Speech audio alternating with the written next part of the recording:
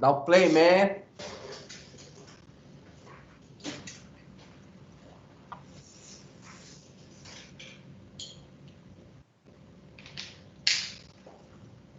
Bom, boa tarde a todos e a todas. É com muita satisfação que o Centro de Estudos e Aperfeiçoamento Funcional do Ministério Público do Amazonas traz para a tarde desta... Que dia é hoje? É quarta, quinta? Quarta-feira. Desta quarta-feira, a palestra do Dr. Roberto Arteiro,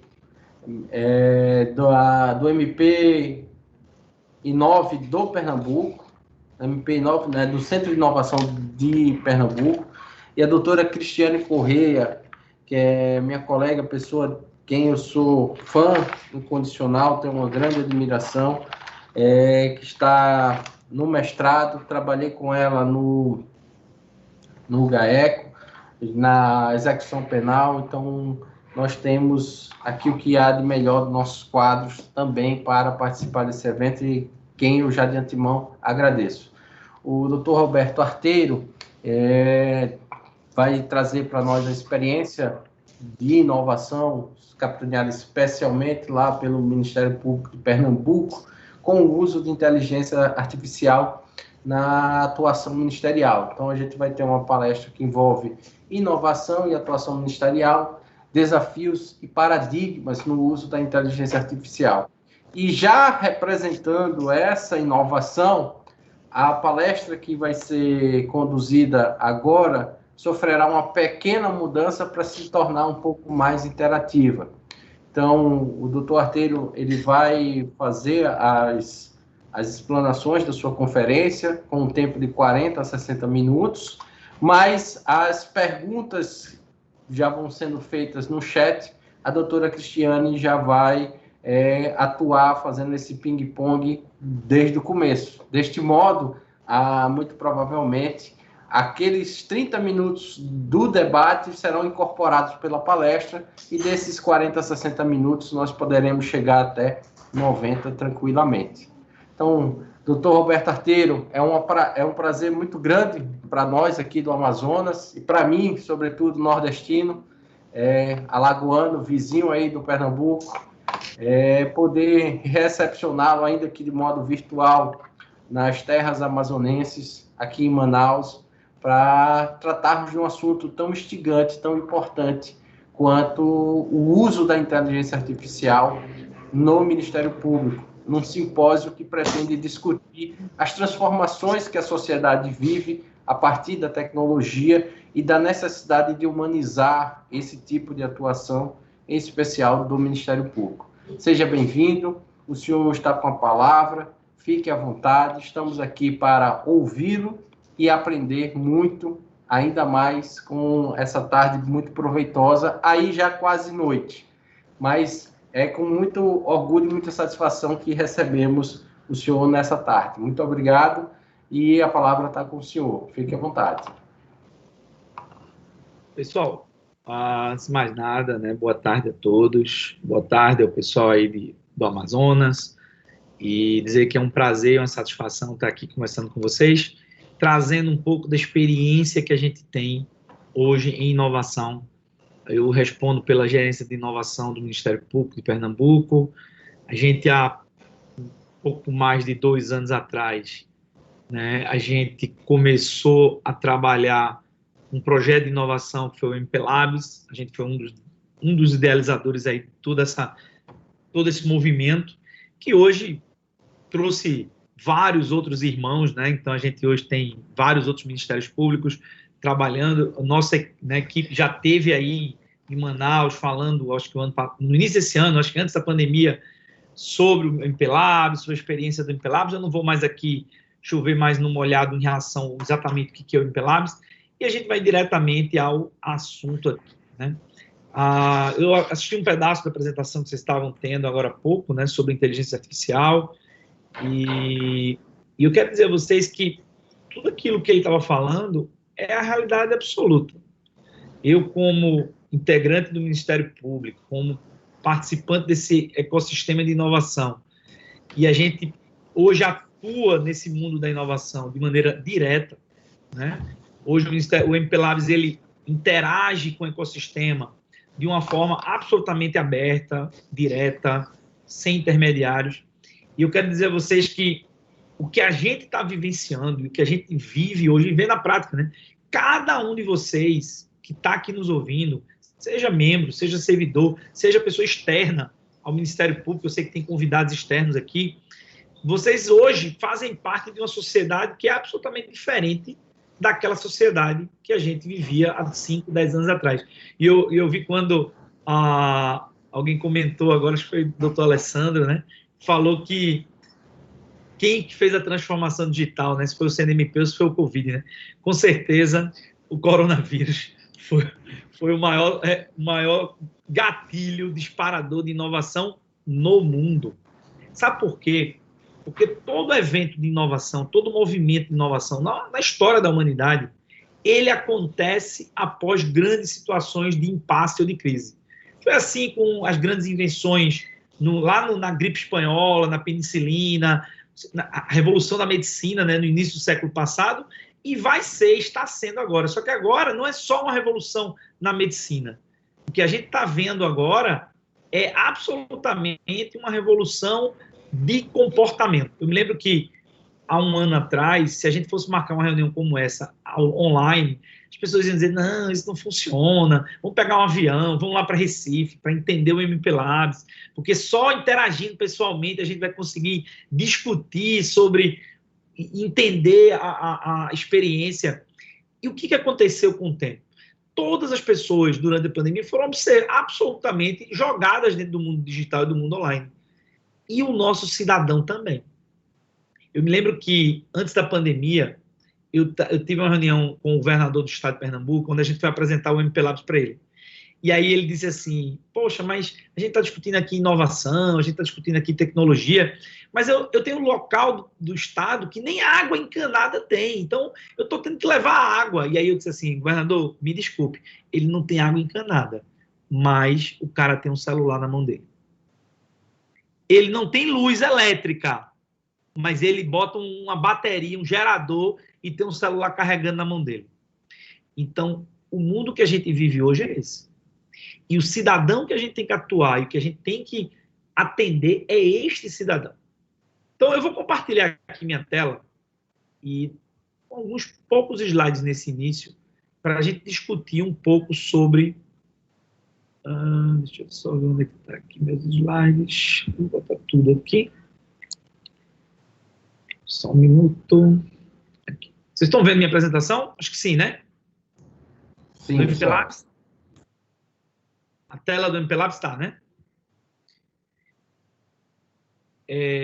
Pessoal, então assim, o que eu queria trazer para vocês? Então, essa lógica de que a gente tem uma nova sociedade, que a gente tem novos modelos de pensamento da população e que a gente precisa de uma nova instituição, trouxe a gente para um problema que a gente já sabia.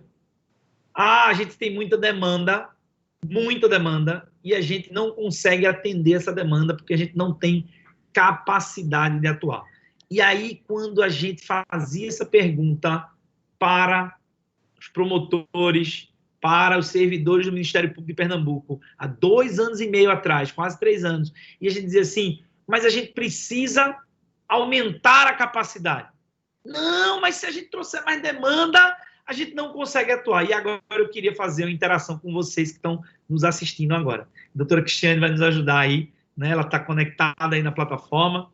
E antes eu estava conversando aqui e ela estava me falando que hoje o Ministério Público do Amazonas ele tem 170 membros aproximadamente, né? Desses 170 membros, o doutor Alessandro estava falando que a média, lógico que a gente tem mais, tem menos, mas a média é que cada um desses membros tem algo em torno de 3 a 5 mil processos ativos dentro do tribunal, lá dentro da justiça. Fora todas as demandas do extrajudicial, todas as demandas que vocês têm fora a parte judicial. Então, só no judicial, vocês têm lá 3 a 5 mil processos por promotor. E aí, eu perguntei para ele o seguinte, eu disse, quanto... Ele me deu esse número, e antes de eu dar o próximo número, eu queria validar. Então, eu queria que vocês colocassem no chat aí, da plataforma de vocês, vocês que são membros aí, ou vocês que são analistas, que trabalham em promotoria, vocês sabem quanto que é hoje o acervo ativo na justiça, só o lado judicial, só a parte judicial do processo, do trabalho de vocês. A gente sabe que tem uns que tem mais, tem outros que tem menos, tem uns que atuam mais no extra, né? Quando é várias especialidades de cidadania na capital, normalmente está muito mais focado no eixo judicial, mas aqueles que trabalham com processos judiciais, quantos processos, em média, vocês têm ativo? Coloca aí um número. Vamos validar se esse entendimento meu está correto. Preciso que vocês entendam a linha de raciocínio que a gente está querendo fazer. Então, coloca no chat o número de processos ativos. Mais ou menos, não precisa ser exato, não. Ordem de grandeza. Está perto de 3 mil, está perto de 5 mil, está perto de 10 mil, está perto de 1.000, é menos de 1.000. Quanto que é?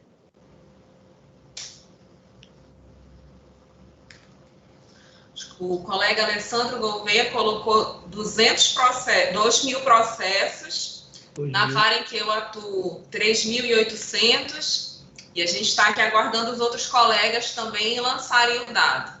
Então, 2.000, 3.800. Então, está dentro daquele número que a gente falou, né? Ou seja, entre 3.000 e 5.000 não é um número absurdo. Eu só queria validar isso com vocês. Se a gente está falando entre 3.000 e 5.000, a pergunta que eu faço para vocês é, desses 3.000 a 5.000 processos, quantos processos vocês conseguem saber o andamento deles? Quantos processos desses vocês estão verificando se o juiz está dando sentença sem pronunciamento do Ministério Público? Quantos desses processos vocês estão acompanhando se a sentença está com a data, o prazo estourado para dar sentença? Quantos desses processos vocês conseguem, ou seja, eu poderia passar aqui várias perguntas e eu saberia, e eu sei a resposta, porque a gente está aqui em contato com os promotores. Vocês não fazem esse tipo de controle. Ou seja, vocês vão trabalhar absolutamente de forma reativa. Quando alguém vai lá, o cidadão, e reclama, doutor, estou com processo, faz 1.000 dias que tem a sentença e o juiz não dá a sentença. Aí tu, peraí que eu vou aqui dar uma olhada nesse processo. É ou não é assim? Vamos ser sinceros. É ou não é assim que o promotor de justiça trabalha? E aí, a pergunta que eu faço é, deveria ser assim? Não deveria. Mas é possível ser diferente? Com as ferramentas que vocês têm, provavelmente não. Com o modelo de trabalho que vocês têm, ou que nós temos, ainda, talvez não. Muito provavelmente que não. E aí eu fiz uma outra pergunta, né? Eu fiz uma outra pergunta aqui no intervalo, e eu fiz uma provocação e eu disse assim, quanto, em média, quantos movimentos, quantos atos registrados um promotor produz por mês? Em média. E aí, doutor Alessandro disse assim, em média, lógico que tem pontos fora da curva, mas em média, vamos colocar ali 500 atos, 500 movimentos. E eu disse assim, 500 movimentos. Muito bem. Isso contando eixo judicial, contando tudo. Se você olhar o número de movimentos na corregedoria, se eu pegar lá o número de movimentos na corregedoria, tirar a média dos promotores, e ele disse, vai dar mais ou menos ali próximo a 500, alguns com menos, alguns com mais. E eu disse, quem é o cara que é campeão? Quem é o cara que consegue ter a maior performance? E aí ele olhou, pensou e disse assim, tem um cara que faz 3.000. Esse cara é o campeão. O relatório da corregedoria, ele está lá em primeiro lugar, 3, 4 mil. É assim, é sobre-humano. Ponto outlier, ponto fora da curva. Provavelmente essa pessoa deve estar trabalhando 14, 16 horas por dia, domingo a domingo, é um abnegado pelo trabalho e a gente admira isso, mas a gente sabe que isso é sustentável. Ao longo de 20 anos, isso é sustentável na atuação de um membro? Provavelmente não, né? Ele vai conseguir fazer isso durante 1 ano, durante 5, quiçá 10. Depois ele vai absolutamente estafar e ele vai, né, provavelmente ficar doente. Então, não é isso que a gente quer. Nós não queremos fazer apologia aqui para que o promotor tenha que se matar de trabalhar, nem o servidor, nem ninguém, que tenha que passar 18 horas trabalhando por dia, ou, por outro lado, usar a estratégia comum. Qual era a estratégia comum que a gente fazia para dar conta da demanda? Se o nosso problema é demanda e capacidade, o que se fazia até então? Se eu tenho muita demanda, Como é que eu aumento a capacidade de trabalho? Coloco mais gente. Não tem outra, né? Era assim que... Esse é o mindset dominante. Eu coloco mais gente, eu contrato mais promotores, eu faço concurso para servidores, eu boto mais gente para trabalhar. Mais gente trabalha, produz mais, eu faço frente à demanda.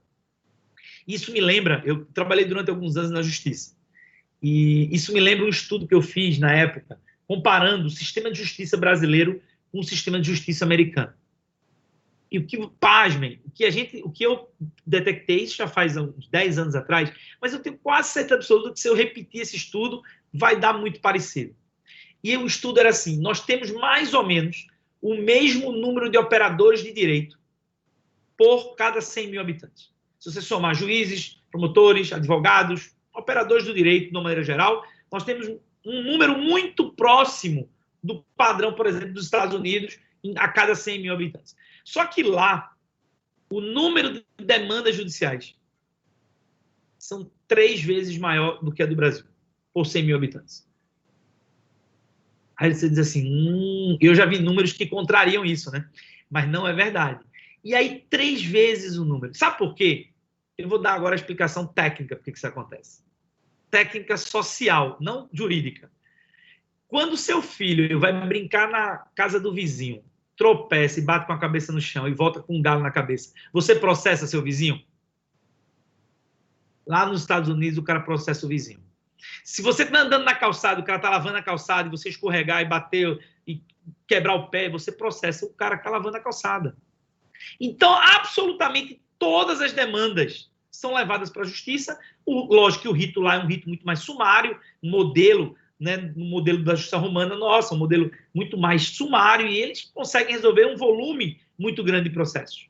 Muito rapidamente, né? Você vê muito em filme. O cara vai lá para a primeira audiência, como se fosse a nossa audiência de custódia, audiência inicial, e o cara lá ele já resolve sumariamente, o juiz vai dar a sentença, acabou, cada um para o seu lado, resolveu.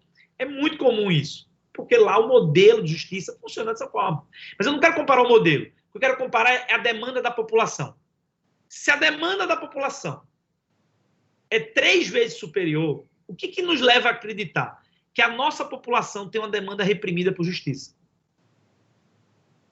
Que todas as iniciativas que existem na justiça, historicamente, foram assim com os juizados especiais, foi assim agora com o processo eletrônico, todas as vezes que a justiça sinaliza com aumento de performance, aumento de capacidade, aumenta a demanda. Eu me lembro que eu participei da implantação do processo judicial eletrônico no tribunal, em 2007. Na verdade, eu participei das discussões do CNJ, desculpa, 2011. Em 2007, 2008, 2009, eu estava no CNJ participando, como representante do Tribunal de Justiça, das discussões do que ia ser o PJE. E o que mais a gente discutia naquela época era que isso ia ser a solução. E eu dizia assim, pessoal, meu avô dizia isso para mim desde pequenininho. Meu filho, ó, sabe qual é a forma mais cara de transferir um engarrafamento de um cruzamento para o outro? Faça um viaduto. Você faz o viaduto, você transfere o engarrafamento do cruzamento para o próximo, né? Então, assim, é exatamente isso que a gente imagina, quando a gente imagina um processo eletrônico, uma melhoria de performance não estrutural, que não seja absolutamente estrutural. O que acontece? Você aumenta a capacidade e automaticamente você aumenta a demanda. E o que aconteceu? Os juizados especiais mais que triplicou o número de demandas judiciais de pequenas causas. O processo eletrônico triplicou, o número é 3 vezes maior. Eu fiz essa estatística em 2012, um ano depois da implantação do PJE, no Tribunal de Justiça de Pernambuco, e o número de demandas tratadas pelo PJE naquela mesma unidade judiciária era 3 vezes maior do que um ano antes, quando o processo era físico. E aí, o que nos leva a acreditar? E essa vem a minha conclusão agora. Adianta fazermos evoluções incrementais na performance? Adianta a gente estar discutindo aqui sem nenhum... Eu sou um cara de governança, um cara de processo, um cara que pensa governança da inovação, né? Mas não adianta pensarmos, nós vamos fazer uma melhoria aqui e vai aumentar em 20% a produtividade do nosso membro. E aí eu perguntei, eu instiguei, doutor Alessandro, doutora Cristiane, no intervalo, eu disse assim, tá bom, se o médio faz 500 e o alta performance, o cara que se mata para trabalhar, faz 3.000, quanto vocês estimam que seria necessário para um promotor fazer tudo o que deveria fazer, sem deixar nada de lado, sem ter que escolher entre atuar na cidadania, no extrajudicial ou no judicial? Se ele não tem que escolher entre ajudar Joãozinho, que está sem escola, Dona Maria, que está sem leite na UTI, ou o cara que cometeu um assassinato. Ele não tem que fazer essa escolha. Ele pudesse fazer tudo que tem necessidade, ou seja, se ele pudesse atender as 17 prerrogativas constitucionais na qual o Ministério Público imputa aos seus promotores. Se todos tivessem que fazer tudo o que deveriam fazer, não fechar os olhos para aquilo que não consegue e fazer de conta que não existe. Porque a gente sabe que é isso que vocês fazem. Porque todas as vezes que a gente está trabalhando em inovação, a pergunta do milhão que o promotor faz, eu já sei até a pergunta. Ele vai olhar para mim e vai dizer assim, tá bom, mas isso vai ficar registrado e depois eu tenho que prestar conta ao conselho, à corregedoria, de por que eu não atuei nessa notícia de fato? Não, então eu não quero. Não quero. Se vai ficar registrado, porque eu não vou conseguir atuar em tudo. Então, se você trouxer demanda, tô fora, não quero esse projeto para mim, não. Então, por quê? Porque ele tem uma prerrogativa constitucional que ele tem que atuar, não é? Ele não pode escolher. Se ele não atua, ele tem que dizer por que não atuou. Não é assim que funciona? Então, o que acontece? E aí eu fiz essa provocação. Quantos atos vocês estimam que um promotor deveria ser capaz de produzir por mês para dar conta de tudo que ele deveria dar conta? E aí, doutor Alessandro deu um número aqui. E eu queria que vocês estão nos ouvindo aqui, se vocês pudessem nos ajudar, quantos vocês acham que seria esse número? Quantos atos por mês, quantos movimentos? Ele falou que, em média, as pessoas fazem 500, que o cara, ponto fora da curva, faz 3.000. Quanto vocês acham que seria necessário, não que vocês são capazes, que seria necessário para dar conta da tua promotoria 100%, de A a Z, cuidar de tudo que tem que cuidar? Quem chutaria um número?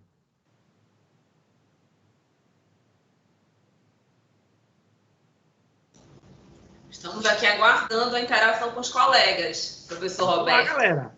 Vamos lá. Vocês vão entender o meu raciocínio assim que vocês conseguirem entender a resposta desse número. E eu vou mostrar para vocês casos reais do que a gente está fazendo no Ministério Público de Pernambuco para mudar essa realidade. A doutora Delisa coloca aqui que na atuação dela, que é na área da educação, ela estima que seriam 600 atos. 600 atos. Mas a gente tem, doutora Denise, né? Denisa. Eu entendo que a sua vara é especializada, né? Sua unidade da sua promotoria é especializada, e por conta disso, talvez tenha uma demanda mais restrita, né? Mas eu tenho certeza que o promotor que está nos ouvindo, que é clínico geral, cara que atua de A a Z, que tem que atuar na educação, tem que atuar na saúde, tem que atuar no crime, tem que atuar em todos os lugares, ele vai chegar a números muito altos, né? Doutor Alessandro deu um número. Doutor Alessandro disse assim, eu aposto em perto de 10.000. Aí a doutora Cristiane foi mais conservadora, disse 7.000, né? Eu vou ficar aqui no meio entre vocês dois. Então, se o cara que mais performa, o cara que mais realiza 3.000, e vocês acham que para realizar tudo que tem que realizar, numa vara de clínico geral,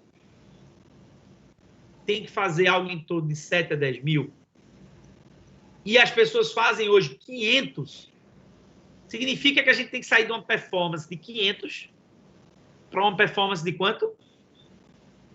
7.000, 8.000. Pessoal, isso não é 10%. Isso não adianta a gente estar discutindo aqui. Vamos incrementar 20% na produtividade dos membros. Vamos incrementar 50%. Vamos incrementar 100%. Não dá. Porque 100% de 500 dá 1.000. Ainda fica 6.000 faltando. A gente está falando aqui, pessoal, de incrementar 1.000%, 2.000%, 1.500% de performance.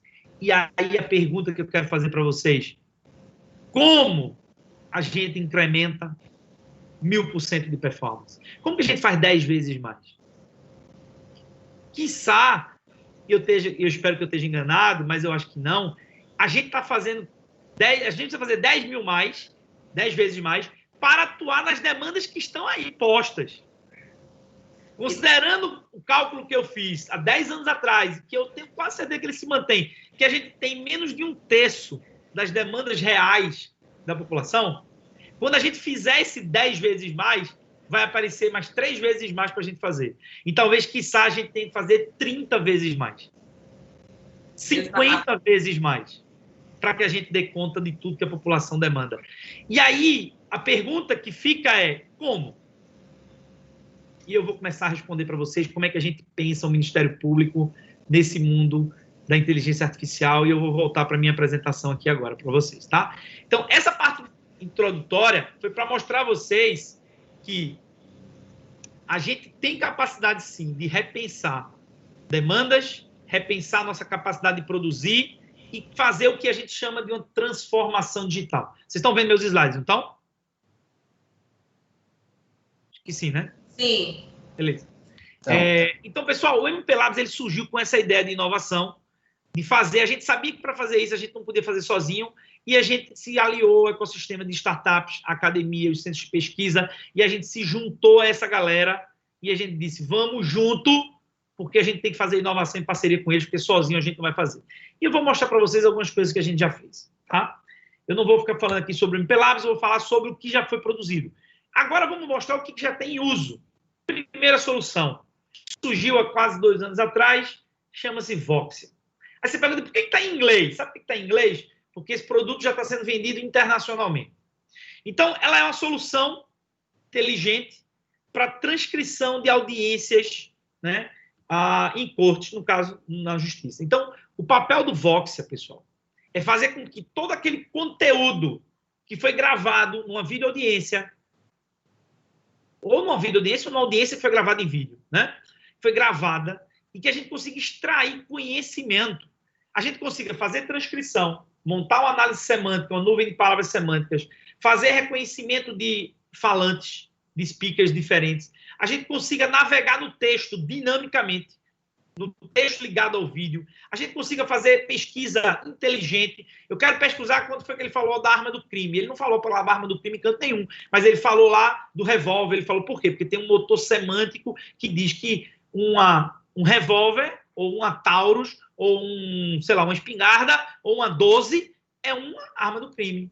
Então, ou uma faca, ou sei lá o que ele falou. Então, a gente associa um motor semântico dentro do Voxia para fazer isso aí. Palavras-chave, a gente sumariza a transcrição. Imagina 4 horas de audiência e o Voxia vai lá e cria um sumário para vocês. O Voxia hoje ele está disponível, qualquer pessoa pode usar o Voxia hoje. Se você, como cidadão, não como Ministério Público, mas se você disser assim, eu quero fazer a transcrição para testar, entra lá, a Voxia, né? E entra aqui, cria lá, loga com o teu Google, compra créditos. Tu vai comprar lá R$100 de crédito, R$10 de crédito, R$20 de crédito, faz tuas transcrições. Isso aqui são exemplos, isso aqui é um exemplo de um sumário, ou seja, a partir de uma audiência, ele gera um sumário automatizado, ele divide os falantes, então ele vai ser colocado agora no ar, toda a parte de análise de sentimento. Então veja quanta inteligência artificial. Então a pergunta é, quantas horas o teu analista ficava, você que faz júri, você que está aqui, que faz, né, que precisa fazer muita audiência, analisar a audiência, e muitas vezes estava fazendo um júri. Quantas horas o teu analista fica fazendo degravação de audiência? Quantas horas ele fica preparando para você pedacinhos de vídeos para você mostrar num júri? Ou para você analisar, esse ponto aqui é importante, isso aqui é importante, isso aqui é importante. Quantas vezes você, em 2 horas, você não gasta 10, 12 horas do seu tempo para extrair conhecimento de uma videoaudiência? Muito provavelmente. Então, imagina você fazer isso sem você gastar tempo nenhum. Imagina você fazer isso em paralelo, você pegar todas as suas audiências, à medida que elas forem chegando, você mandar para o Voxia e dizer, Voxia, processa aí, quando estiver pronto, me avisa. Alguém vai treinando ele, vai fazendo a revisão, pode fazer, inclusive, em escala. Você pode ter pool de recursos fazendo revisões para melhorar ele. Você vai colocar análise de sentimento, você vai dizer assim, cara, deixa eu clicar aqui, nesse momento aqui, ele estava nervoso. Deixa eu ver esse trecho aqui. Deixa eu rever esse trecho, porque o Voxia está me dizendo que ele estava nervoso.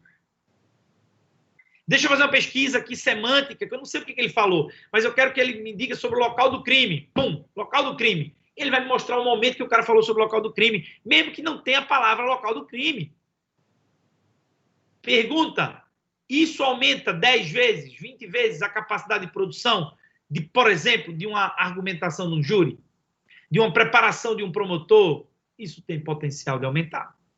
Mais do que 10% ou 20%.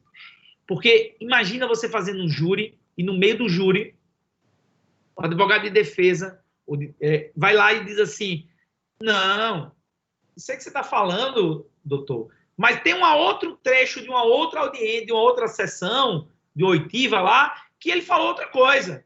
E aí você desmonta a sua argumentação. Agora imagine se você, só um minuto, meritíssimo, vai lá, pum, procura no Vox, localiza a parte que ele está dizendo. Não, vamos analisar aqui sobre o contexto, porque pode ser que o senhor tenha tirado de contexto. Deixa eu analisar aqui. Passa o vídeo agora linkado com a contexto. Então, pessoal, essa é uma ferramenta de altíssima produtividade. Essa é uma ferramenta que foi produzida. Vou mostrar outro exemplo. Assessora. A assessora foi produzido, é um assessor inteligente do promotor. E a pergunta que eu faço para vocês é: quantos de vocês que estão me assistindo agora gostaria de ter 100 assessores, 100 analistas, 100 técnicos, 100 pessoas trabalhando para você, 1000 técnicos? Todo mundo gostaria, né? E quantos você tem, na realidade? Você não tem muitas vezes nenhum, você está sozinho. O Alessandro estava dizendo: não, eu trabalhava sozinho lá na promotoria, não sei aonde, eu tinha que me virar nos 30 e fazer tudo sozinho. O que é o Assessora, pessoal? O Assessora é uma solução que tem 3 grandes funções. A primeira função dele é de pesquisa inteligente de jurisprudência. Ele tem toda a base de dados do STF, do STJ e do tribunal. Tudo que você pensar que está lá, que foi processado por esses tribunais, está processado dentro do Assessora. E tudo isso cruzado com motor semântico, com tesauros, com identificação do que é procedente e improcedente, ele identificando inteligentemente se aquele acórdão dava procedência ou improcedência, montando e cruzando isso pela taxonomia do CNMP, e você podendo fazer pesquisa inteligente, pesquisa, refinamento, até que você encontra a jurisprudência. Ou que ele, no próximo momento, comece a encontrar a jurisprudência para você automaticamente. À medida que ele entende o que você está fazendo, ele começa a sugerir jurisprudência. Segundo estágio de evolução do Assessora, é onde a gente está hoje, é a construção de peças inteligentes. O Assessora é capaz de fazer meia dúzia de perguntas ao promotor e, com meia dúzia de perguntas, ele gerar uma peça automaticamente. Uma peça de acusação, uma peça de considerações e alegações finais, uma peça de manifestação interlocutória. Tem vários tipos de peças. Hoje tem mais de 150 subtipos de modelos que o Assessora é capaz de gerar dentro dos mais... A gente fez um pareto, pegamos 80% da movimentação do Ministério Público de Pernambuco e criamos o volume de peças necessário para resolver 80% do trabalho do promotor. Então, Maria da Penha, porte de arma, tráfico de droga, roubo e furto, tudo isso, pessoal, é em clique. Clico. Ele está integrando, tem todo um processo de integração com a polícia, ele pega o inquérito policial, ele já está fazendo esse processo de integração. Agora, através do Consensus, que eu vou mostrar daqui a pouco, que é uma plataforma de não persecução penal nossa, ele é capaz de interagir. O nosso sistema de processamento eletrônico, de processo eletrônico é o SIM, pelo nosso sistema antigo do Arquimedes, ele já lê essas coisas, ele se integra e ele consegue elaborar uma peça. E o que a gente está fazendo nesse momento? Nós estamos com um conjunto de promotores usando o Assessora, respondendo perguntas. Ainda está no momento de responder perguntas. Então, o promotor ele vai perguntar algumas coisas, e essa árvore de perguntas é absolutamente dinâmica. À medida que ele vai perguntando, tem toda uma árvore de decisão montada por baixo do Assessora, que, dependendo do tipo de assunto, de classe, assunto, não sei o que, ele vai fazendo perguntas diferentes, específicas, e ele vai produzindo peças. Só que é mais do que isso. Ele vai aprendendo a responder as perguntas. Ele vai montando jurimetria. Ele vai entendendo qual a peça lá na frente deu certo e qual a pressa deu errado. E o que a gente está fazendo nesse momento? Nós estamos treinando a máquina. Nós estamos treinando a máquina. E vai, no próximo estágio, que agora vai acontecer no início do ano, que vem, lá para fevereiro ou março, nós vamos começar agora a usar essa inteligência de aprendizado para fazer com que ele não precise mais perguntar nada. É que ele simplesmente, quando ele receba uma demanda, seja ela vinda do judiciário, seja ela vinda da polícia, ele já sugira uma peça e diga, baseado nesse inquérito, eu já li, já cheguei a uma conclusão que essa deveria ser a peça que você deveria usar. E o promotor agora, na verdade, ele vai só revisar a peça. E, quiçá, em algum ano ou dois, nem revisar direito ele vai precisar. Talvez o assessor físico dele precise fazer uma revisão mais... Porque provavelmente o nível de acerto vai estar muito alto. E, em algum momento, quiçá daqui a 3 a 5 anos, quando o promotor discordar do assessor, quem vai estar errado é o promotor. Então, essa é a segunda grande função do assessora. E a terceira função do assessora, pessoal, é um motor, um robô chamado Revisio. O motor do Revisio serve, sabe para quê? O motor do Revisio serve para uma coisa muito importante. Ele vai revisitar e revisar todos os processos que vocês têm em atuação no judiciário. Ele vai lá no judiciário, pega os 4.000 processos, 5.000 processos, 3.000 processos que vocês têm ativos, e ele verifica não conformidade nesses processos. Você vai programar o robô e vai dizer assim, eu quero que você me avise quando a sentença tiver com prazo estourado. Eu quero que você me avise quando tenha um alerta de sentença sem pronunciamento do Ministério Público. Aqui acontece muito isso, né? E assim vai. Ele vai entender o rito do CPC ou do CPP e ele vai dizer o quê? Quando que aquele rito saiu do padrão e vai lhe avisar e gerar um alerta. Então, em vez de você esperar o cidadão reclamar, quem vai te avisar é o Revisio. O Revisio vai dizer, tem um processo ali para o senhor atuar, coloca aqui a peça já sugerida, se o senhor apertar e concordar, aperte aqui que ele já submete de volta pelo processo judicial eletrônico e já submete a peça à sua manifestação. Seja uma manifestação pedindo anulação da sentença, porque não houve manifestação do Ministério Público, seja pedindo agilização do processo de uma sentença que está atrasada, seja o que for necessário naquele momento.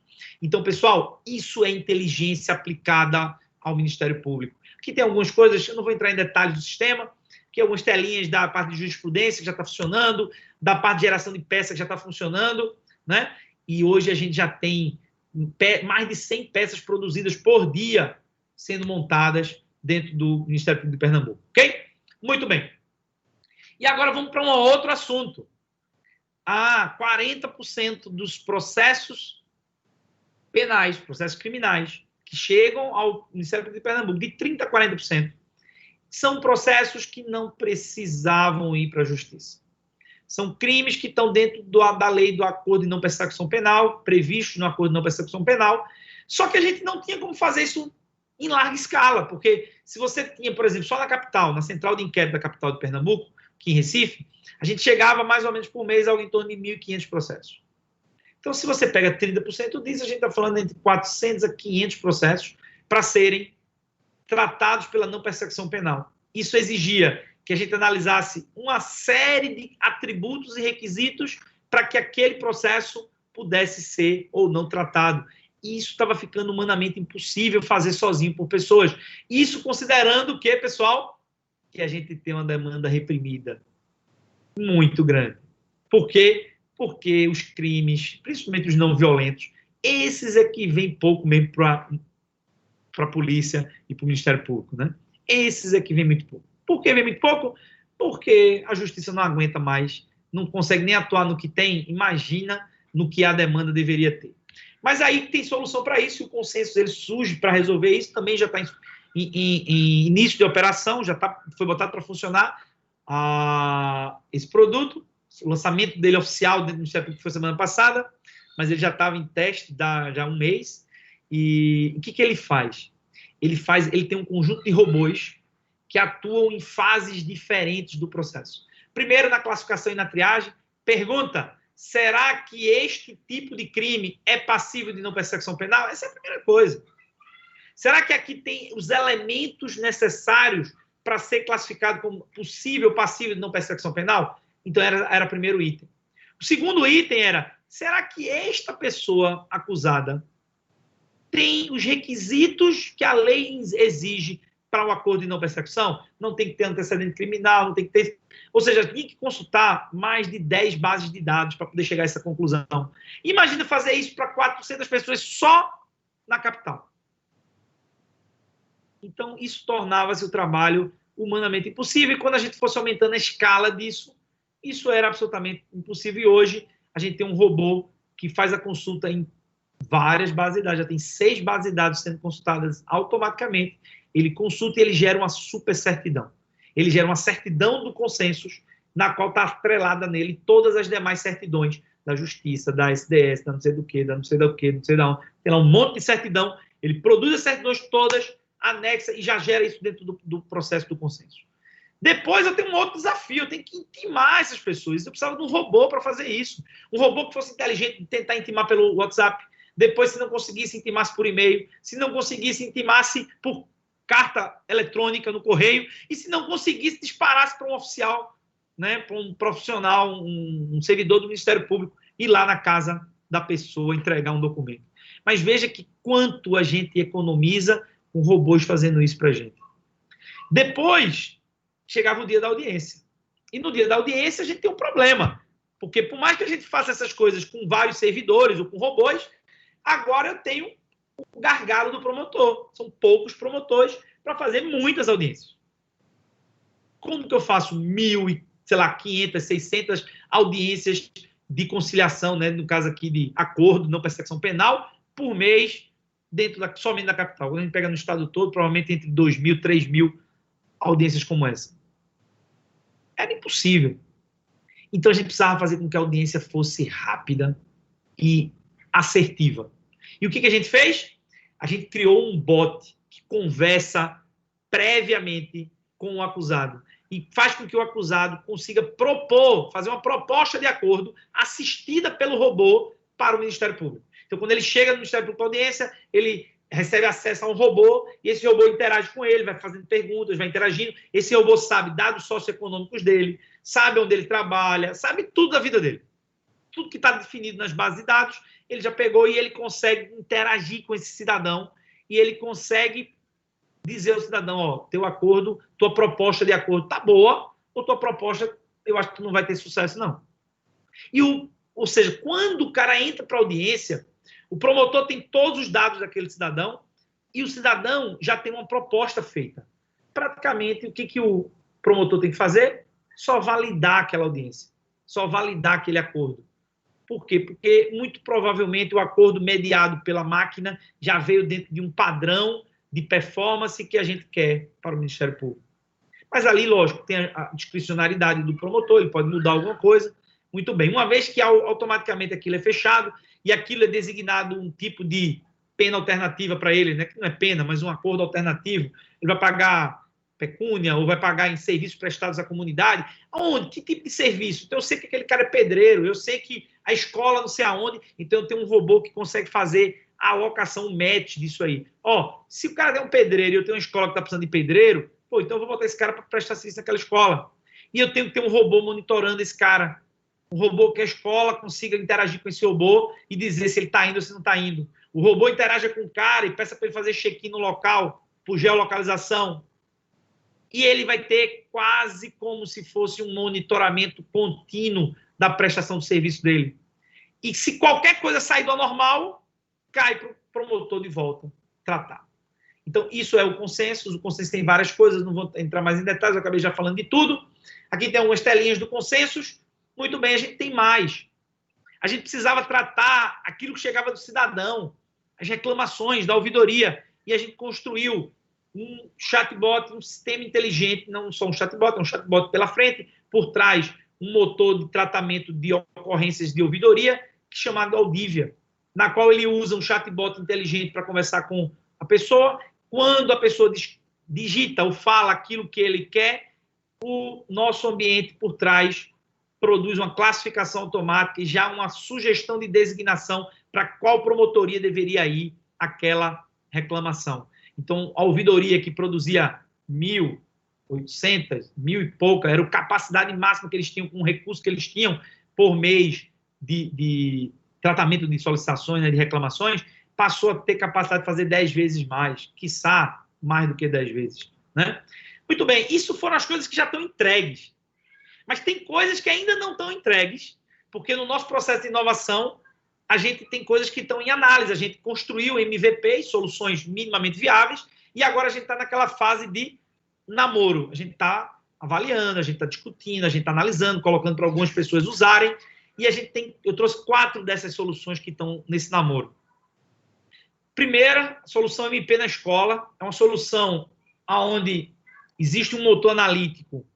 Ainda não é 100% inteligência, porque ele não está fazendo predição, mas a ideia é evoluir ele para predição, mas é um motor analítico que monitora tudo o que está acontecendo, é um raio-x das escolas. Então, tem vários radares, radar financeiro, que avalia se o orçamento, se o gasto de todas as metas do gasto público com a educação está sendo feito, um radar de qualidade de ensino, um radar, N radares. Esses radares estão sendo construídos com dados públicos e dados interativos, porque a gente tem um aplicativo MP na escola que interage com a população. Então, o radar, quando ele precisa, dispara alguma coisa, por exemplo, os pais, para fazer uma enquete, ou para os alunos, ou para os diretores, ou para os professores, aquilo é capturado, trazido para dentro do radar.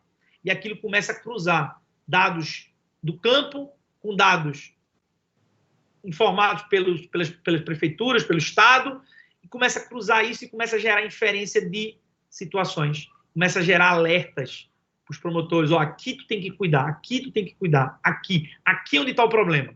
O problema está na luminosidade da sala de aula. Isso está prejudicando o IDEB. Putz, como assim? A gente perguntou, a gente cruzou, a gente viu que todas as escolas que estavam com luminosidade baixa na sala de aula tiveram um problema do IDEB. A gente cruzou e a gente viu que tem uma relação direta entre essas coisas. E a gente fez mais, a gente disparou isso para o diretor da escola, o diretor da escola corrigiu e a gente melhorou. E como que eu estou avaliando se o IDEB só é de 2 em 2 anos? Um dos projetos que tem na frente de melhoria do MP na escola é usar jogos e games para fazer predição do IDEB.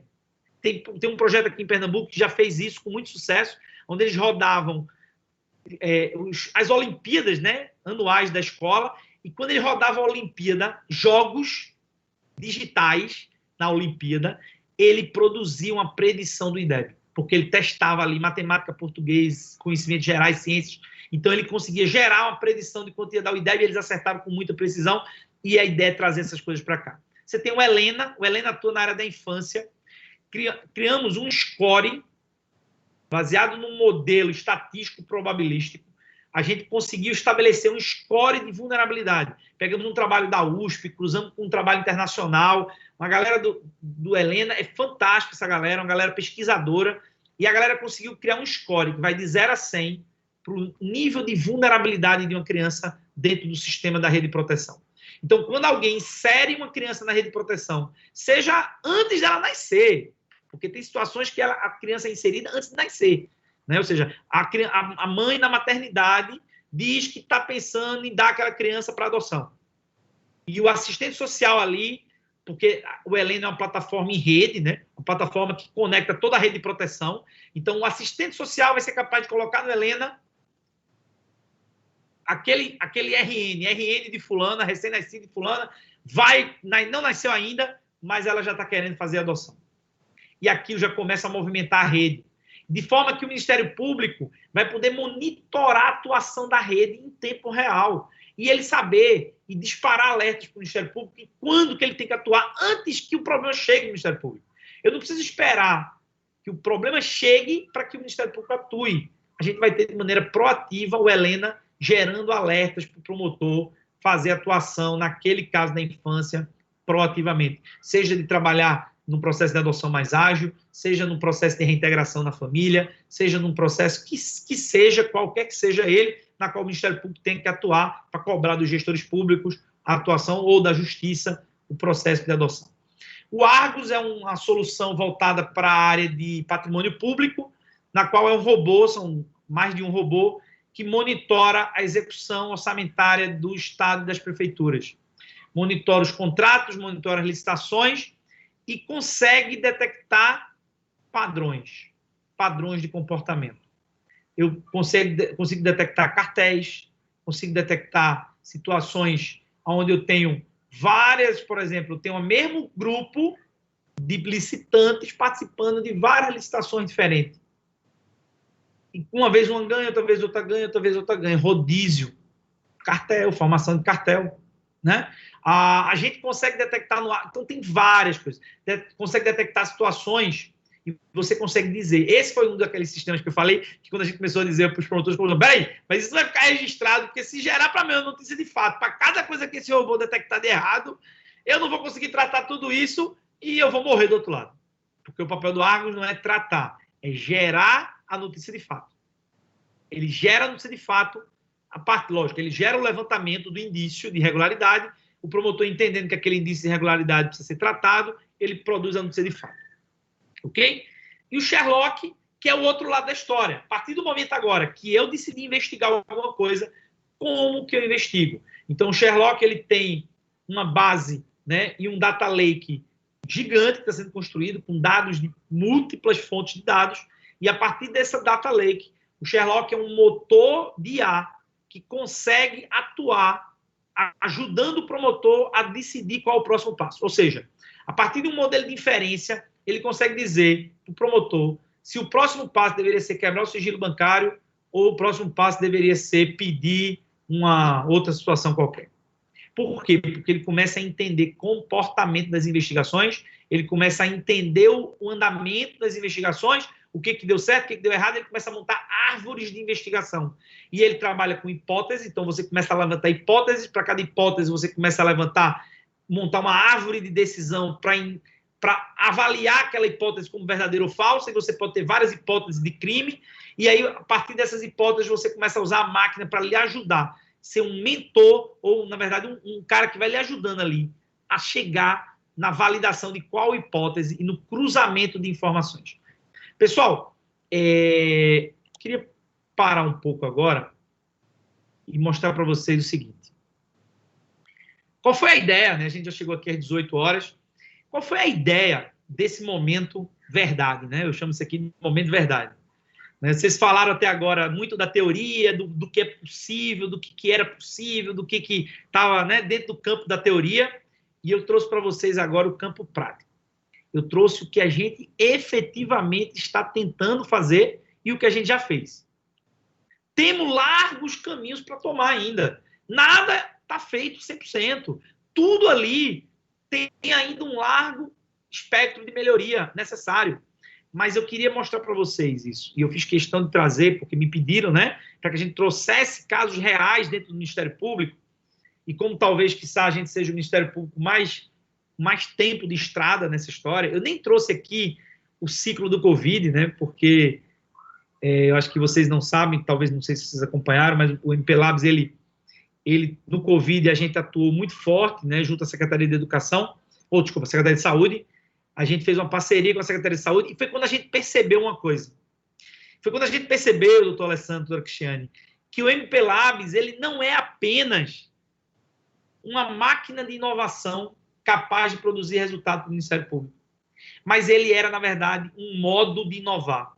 Ele era uma plataforma de inovação. E quando a gente percebeu isso em meio à pandemia, né, eu me lembro que no dia 13 de março, esse dia nunca vai me sair da cabeça, no dia 13 de março, eu estava em casa, porque eu já tinha me isolado, desde que foi muito precoce, eu já disse, eu vou trabalhar remoto, galera, que esse negócio vai pegar. E Everson, acho que estava aí nessa data. O 12 de março, uma coisa assim, ele estava aí, eu estava já em casa. E no dia 13, acho que era uma sexta-feira, e eu estava assistindo a CNN, e estava o Trump falando que chamou o Google, a Apple, para a Casa Branca, e eles iam revolucionar o tratamento da pandemia com tecnologia. E eu disse assim, cara, se Trump pode fazer, por que a gente não pode? Meio que pernambucano tem que pensar assim, né? Por que o cara pode fazer e a gente não pode? Já que a gente é o melhor em linha reta do mundo, né? Em qualquer coisa. Então, pô, se a gente tem o melhor laboratório de inovação em linha reta do mundo, por que a gente, se Trump está fazendo na Casa Branca? E eu liguei na época, na verdade, liguei não, mandei uma mensagem no WhatsApp, no nosso grupo, Dr. Hollenberg e Everson tal, disse, galera, vamos fazer um ciclo de atuação do Covid. Isso é na sexta-feira, 18 horas. E eu disse, eu vou falar com o pessoal da SES, o pessoal da Secretaria de Saúde. Eles tinham procurado a gente coisa de 30 dias antes para entender sobre o MPLabs. A gente tem falado muito do MPLabs para todo mundo, né? E 30 dias antes a gente tinha tido uma reunião de um dia inteiro com eles, falando sobre o MPLabs. E aí eu tinha contato com o pessoal, eu disse, espera aí que eu vou ligar, tal, sei o que, isso era sexta-feira de noite. No domingo, às 8 horas da noite, a gente já tinha R$1 milhão que o governador já tinha liberado. E a gente já estava, na segunda-feira, fizemos uma oficina de dia inteiro com todo o pessoal. Veja, o pessoal do MPLabs não era especialista em saúde. Não tinha ninguém especialista em saúde. A gente juntou todo mundo na segunda-feira e a gente, na terça-feira de manhã, a gente já tinha 5 desafios lançados para a comunidade, sexta para terça. A gente tinha 5 desafios lançados que produziram 8 soluções que foi investido R$1 milhão em 30 dias.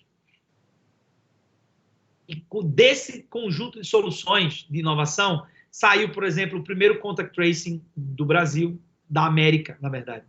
O que a Google e a Apple fez meses e meses e meses depois, a gente fez em abril. Né? Então, Fernando Noronha hoje, por exemplo, você só entra em Fernando Noronha se você baixar o DaiCovid, que é uma aplicação de contact tracing que foi feito pelo MPLabs em parceria com uma startup. Né?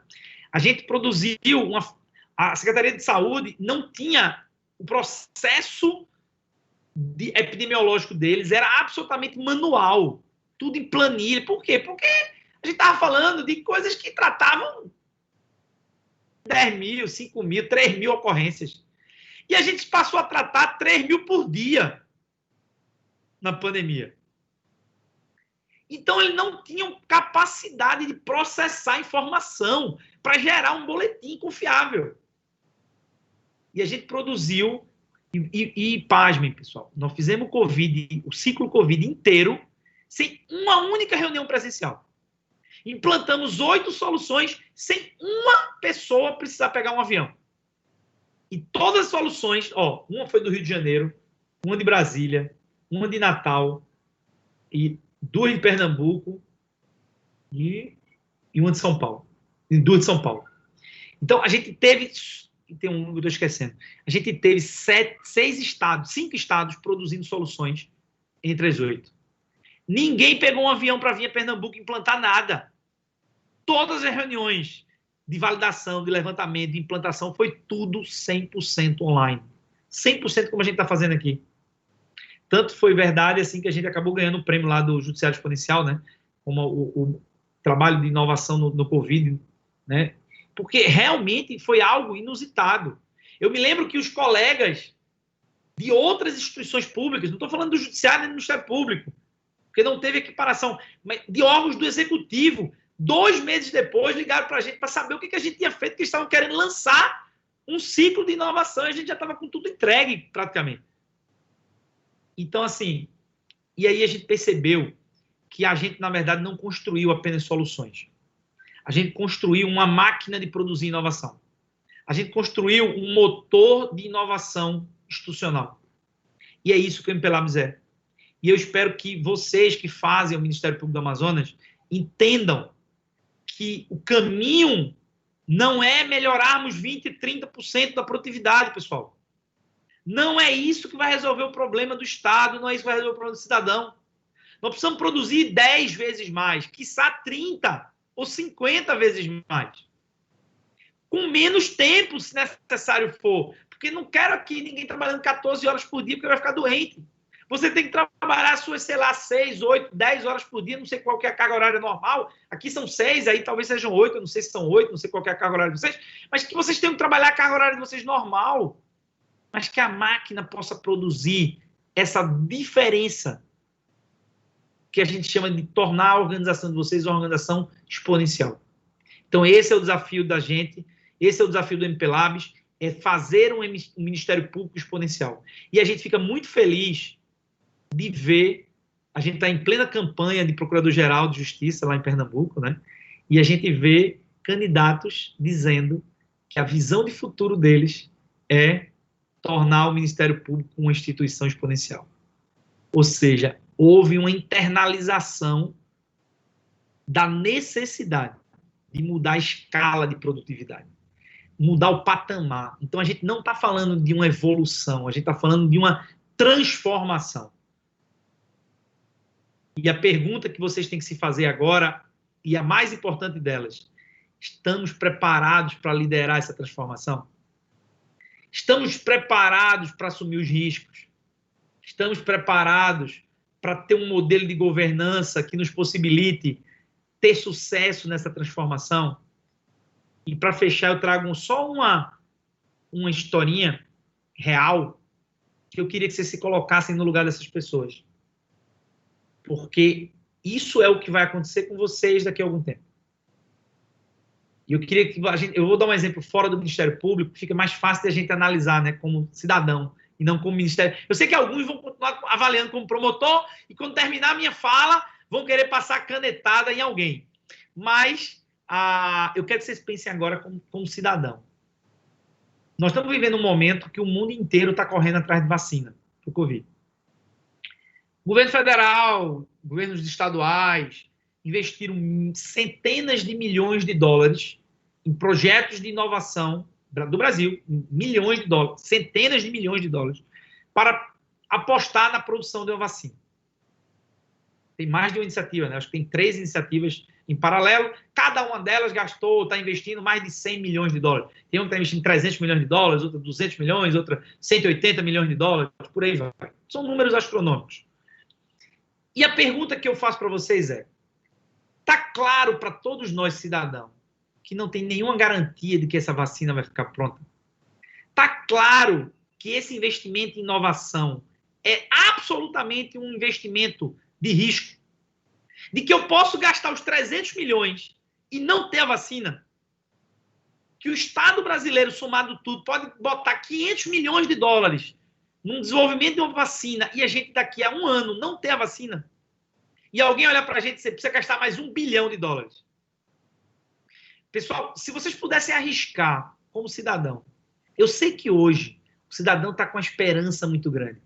Nós vamos ter vacinação em massa em dezembro, antes do Natal, para todo mundo poder passar o Réveillon. Nós vamos ter antes do Carnaval, para poder brincar Carnaval. Pessoal, não tem garantia nenhuma de que isso vai acontecer.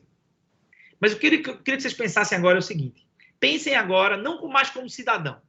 Pensem como gestor público que teve que assinar uma ordem de serviço de 300 milhões para investir num projeto de inovação que não tem garantia de entrega, que está cobertado pela lei de inovação, faz parte, é uma encomenda tecnológica o nome desse negócio. Absolutamente legal. Se não der resultado nenhum, não tem efeito jurídico, penal, para nenhuma das partes. Está dentro da lei. É possível dar errado. É possível, na lei de inovação, as coisas não acontecerem. Mas a pergunta que eu quero que vocês façam agora é, vocês assinariam essa ordem de serviço? E agora, como cidadão, como imprensa, o que vai acontecer se esses 300 milhões não produzir a vacina? Vão execrar esses gestores públicos. Vão colocar esses caras na pior vala. Mas eu não estou aqui defendendo um nem outro, porque eu estou me colocando no lugar dos caras que assinaram. E vão colocar esses caras como corrupto, vão colocar esses caras que tiraram o dinheiro público, que não sei o quê. Eu não estou nem discutindo se isso é fato ou se não é fato. A lógica é, vamos partir do princípio da boa intenção e do ato lícito. A lei prevê que inovação pode dar errado.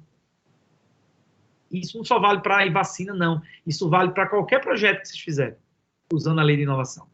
Vocês estão preparados como líderes, como gestores, para assinar uma ordem de serviço e daqui a um ano, colega perguntar, cadê aquele 200 mil que vocês investirem em não sei o quê? Cadê aqueles 500 mil que vocês colocaram em tal solução, em tal projeto? Vocês estão prontos para responder? Não, a gente investiu, mas não deu certo. A gente testou, a solução não falhou, deu errado e acabou que a gente não vai usar.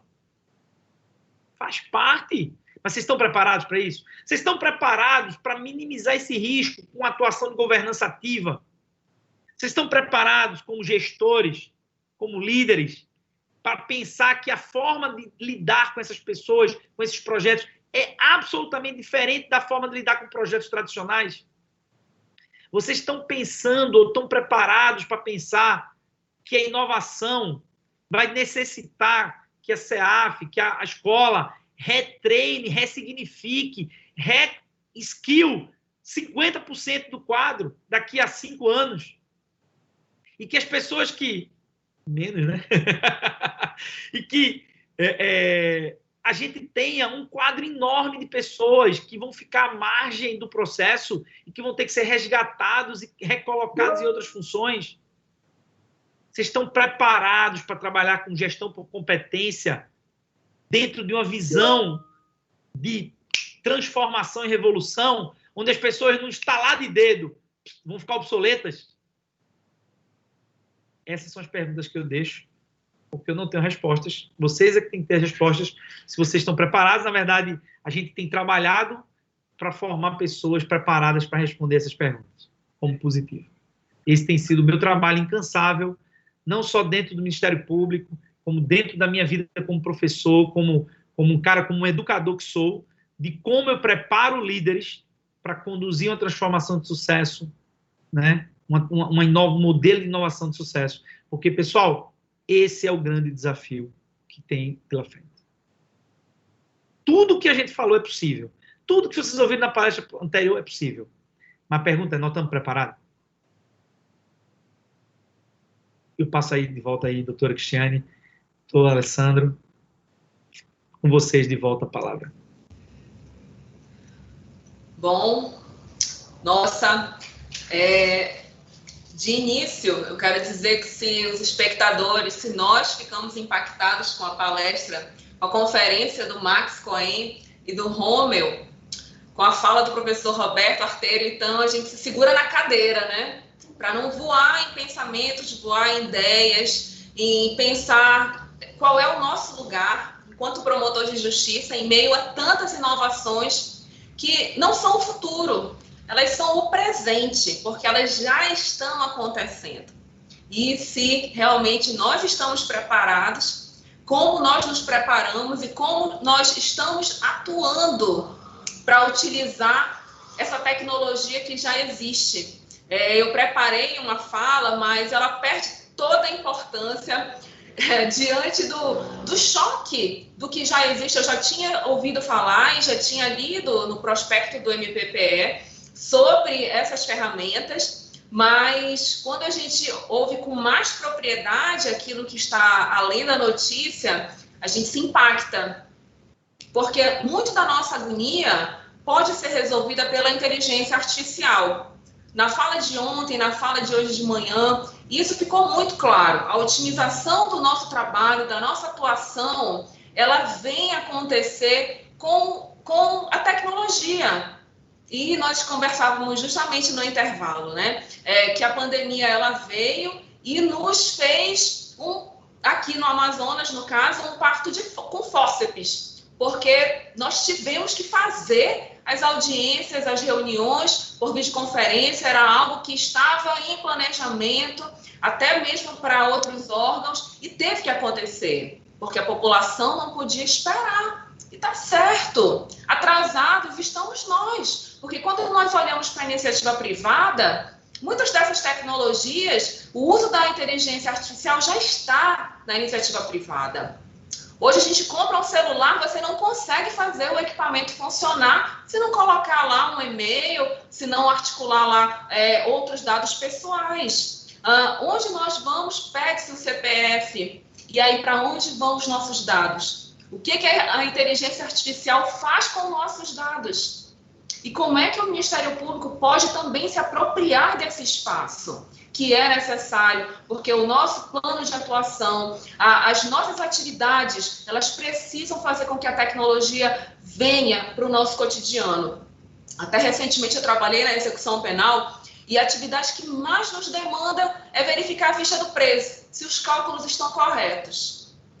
Como isso toma tempo e é um trabalho que a automação vai vir substituir. Com certeza, mas isso não significa que nós percamos espaço. Muito pelo contrário, nós precisamos encontrar um espaço para preencher que nós ainda não estamos enxergando. ou se estão nos enxergando, ainda não estamos conseguindo executar a nossa atividade dentro das nossas atribuições constitucionais.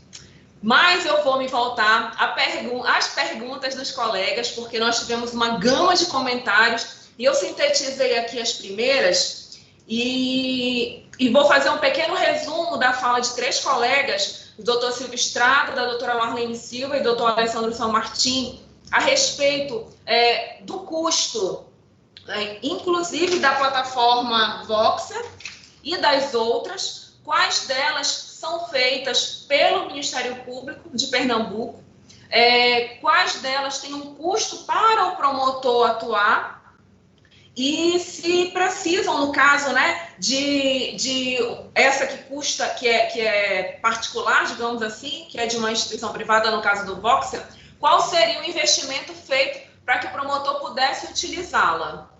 Devolvo a palavra, professor Roberto. Vamos lá. Eu acho que vocês tiveram, né, em março, uma explicação de que nós usamos um modelo de inovação chamado inovação aberta. Nós não produzimos soluções de inovação com o nosso quadro próprio.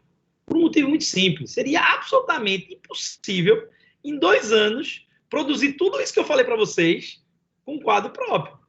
Talvez, quiçá, a gente conseguisse fazer uma delas em 2 anos e meio, ou 3. E não muito, nem muito menos todas elas juntas. Então, nós usamos um modelo de inovação aberta. Esse modelo é um modelo onde a gente faz uma parceria com a iniciativa privada, com as startups, com a academia, todo o ecossistema de inovação. E todo esse modelo e todo esse ecossistema, ele produz soluções em conjunto com a gente. Ou seja, nós entramos com a inteligência do negócio, com os promotores, com os servidores, com a inteligência, com o entendimento do problema, eles entram com o entendimento da solução, com a tecnologia. Então, a gente discute e junta as 2 partes.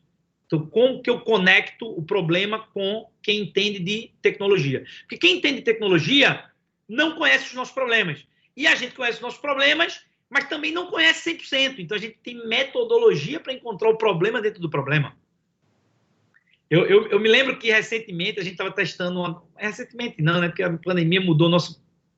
Né? Quase 1 ano atrás, a gente estava testando uma metodologia nova de entendimento de problema dentro do MP Labs, e eu usei uma reunião de vitaliciamento dos promotores novos, né, que estavam lá no nosso... Então, eram promotores que tinham menos de 2 anos no Ministério Público, e eram uns 30 promotores. Eu usei essa reunião deles para a gente testar um modelo que a gente estava testando no MP Labs, que era um modelo que foi desenvolvido pelo pessoal do MIT, e a gente queria para entender problemas. E aí, eu quero que vocês acompanhem só esse exemplo. Qual que era o problema? Está lá no nosso planejamento estratégico, talvez até que esteja no de vocês. Né? Melhorar a atuação do eixo judicial, ou seja, aumentar o foco do Ministério Público na atuação do eixo judicial. Está lá no nosso planejamento estratégico, institucional, esse é um objetivo estratégico. Ou seja, diminuir a atuação do judicial e aumentar o eixo judicial. Né? Ou seja, botar o foco no eixo.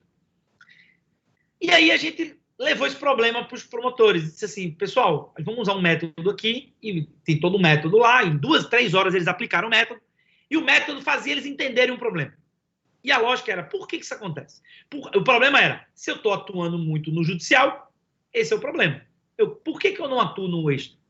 Por que o meu volume é maior no judicial? Esse é o meu problema que o planejamento estratégico queria reverter. E aí a gente jogou isso na metodologia e, pasmem, sabe o que saiu no final? Saiu que o problema estava na escola. Na verdade, o problema não, a solução estava na escola. Não tinha tecnologia. Porque o promotor chegar e dizer assim, ó, sabe o que acontece? A gente é selecionado no concurso com prova de processo penal, processo civil, júri. A gente chega aqui dentro, a gente recebe todo um monte de treinamento de como se comportar no júri, como atuar no processo X, no judicial Y, no não sei o quê. Joga a gente na promotoria e diz assim, olha, agora tem um tal de extrajudicial aí que tu tem que cuidar, viu? Te vira aí que tu tem que falar com o secretário, com o prefeito, com não sei quem. E o cara diz, putz, e agora? O que eu faço? Então, como eu não sei, eu atuo no que eu sei. E o que eu sei é o judicial. Porque eu passei no concurso sabendo isso, eu fui selecionado porque eu sabia isso, eu fui treinado para fazer isso, eu fui cobrado para fazer isso. É isso que eu sei fazer. Então quer dizer que a gente tem que selecionar pessoas usando outras competências. Quer dizer que a gente tem que cobrar no concurso competências de negociação, competências, né, soft skills, e não apenas os conhecimentos jurídicos. né? Quer dizer que a gente tem que cobrar ou fazer no processo de treinamento e de fortalecimento deles, preparação para que eles atuem em áreas que eles não sabem como negociar, como fazer intermediação, como fazer um monte de coisas, como conduzir uma audiência, os caras não sabem. Não foram treinados para isso, para mediar uma audiência, um mediador. E aí, como que vocês, promotores, vão fazer o que vocês não foram treinados? É absolutamente impossível.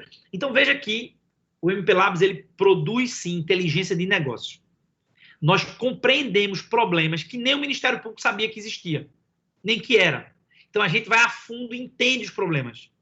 Uma vez que a gente entende os problemas, nós levamos para o ecossistema de inovação e perguntamos como que a gente resolve isso aqui? E o ecossistema traz para a gente as soluções possíveis. E a gente tem todo um processo que escolhe essas soluções. E a gente desenvolve em parceria. A gente coloca a nossa energia do problema, eles colocam a energia deles nas tecnologias, juntos chegamos a uma solução que passa a ser conjunta. Nós não somos clientes desses fornecedores. Inclusive, a primeira coisa que eu digo quando eu me reúno com eles é: vocês não são nossos fornecedores. Vocês passam a ser, se assim forem selecionados, nossos parceiros no desenvolvimento de uma nova tecnologia ou de um novo produto. E todos esses produtos, lógico, que custam dinheiro. Só que a gente tem uma lógica na inovação, doutora, que é o seguinte: erre rápido e desista rápido.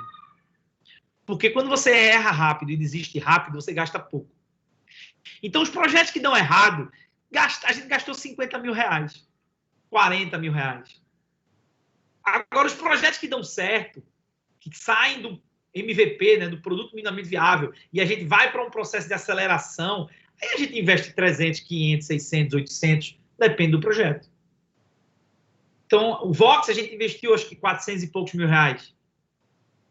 Mas, para você ter ideia, a solução que fazia só transcrição custava 1,5 milhão por ano para a gente. Só transcrição. E o Voxer não é transcrição.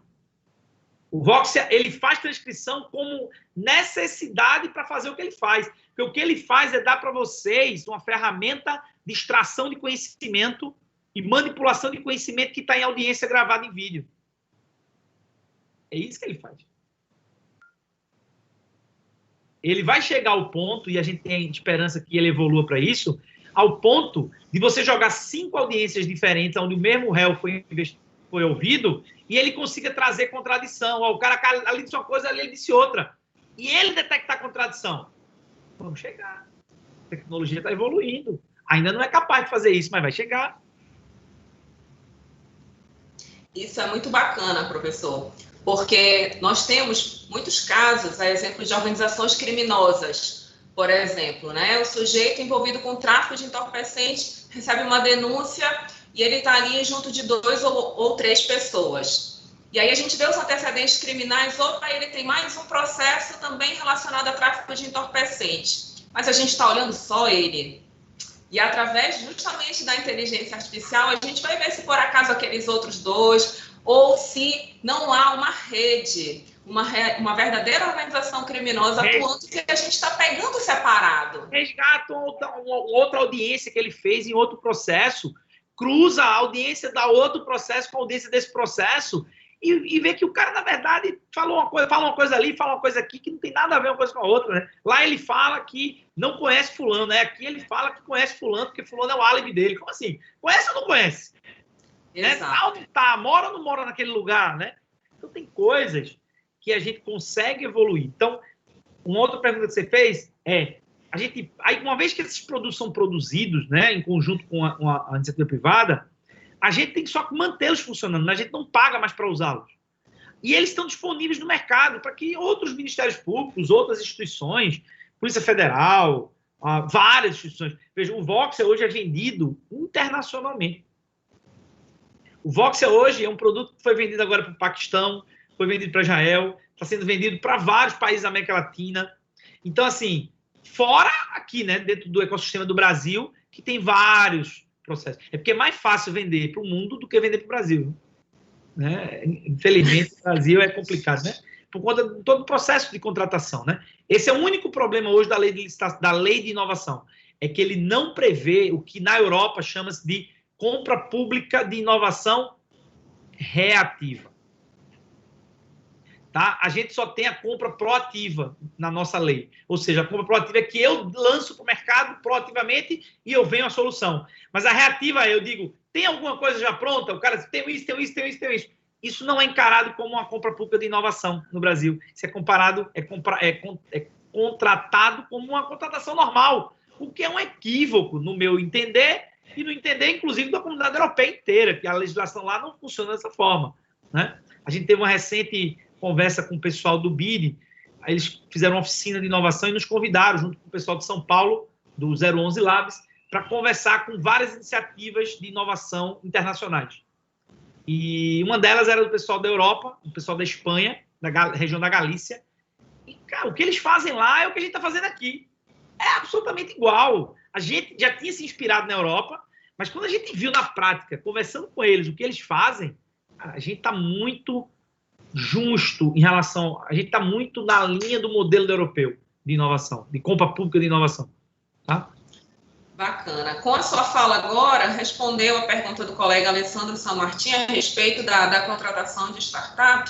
Imagino que tenha atingido aí o seu objetivo. E aí eu passo a fala da colega Delisa e também uma pergunta minha a respeito da taxonomia do CNMP diante da possibilidade da extração das palavras, se vocês estão conseguindo conjugar, né, e otimizar o preenchimento de relatórios a partir do uso dessas plataformas que estão sendo utilizadas, e se para buscar dados de outras instituições vocês têm realizado termos de cooperação. Beleza. Em relação à taxonomia, a gente tem usado ele fortemente, né? A gente montou um tesauro. Tesauro é uma hierarquia de sinônimos, pensa assim, tá? Onde você associa palavras a grupos temáticos, a palavras-chave, a radicais. Então, o que a gente fez? A gente montou um tesauro baseado na taxonomia. Então, a gente pegou a taxonomia e montou um tesauro. Então, a gente associou um conjunto, uma nuvem de palavras gigantes a esse modelo de informação. De forma que a ideia, sim, é chegar ao ponto do acessório, o exemplo que você colocou é do acessório, que quando ele produz uma peça, ele já preenche um relatório de movimentação automático com o tipo de movimentação baseado na taxonomia. Tá? Ele vai ser capaz de fazer isso, ainda não está 100% automatizado, porque a gente está naquela fase de treinamento do acessório, né? A gente ainda está respondendo perguntas, e aí quando a gente responde perguntas, a gente manualmente está meio que indiretamente associando à taxonomia. Mas a ideia é que a partir de março, nosso cronograma é esse, a máquina vai começar a responder as perguntas sozinha. Ou seja, ele vai identificar sozinho a taxonomia e já vai fazer o match, né, da geração de peça, ou seja, do inquérito que vem, já gera a peça, um modelo de taxonomia associado, com tudo isso associado. Seja, ou vem o processo da justiça, para a manifestação do Ministério Público, ele já ganha uma classificação, já gera a peça, porque para eu gerar a peça, eu tenho que saber a taxonomia, eu tenho que saber qual que é o tipo de situação que está envolvido, né? Bom, a gente vai se encaminhar para a última pergunta, até por conta do horário, e é uma pergunta do nosso colega Romeu, que trabalha com tecnologia aqui no Ministério Público. Como você enxerga as mudanças estruturais e as competências necessárias às equipes internas de TI dos MPs?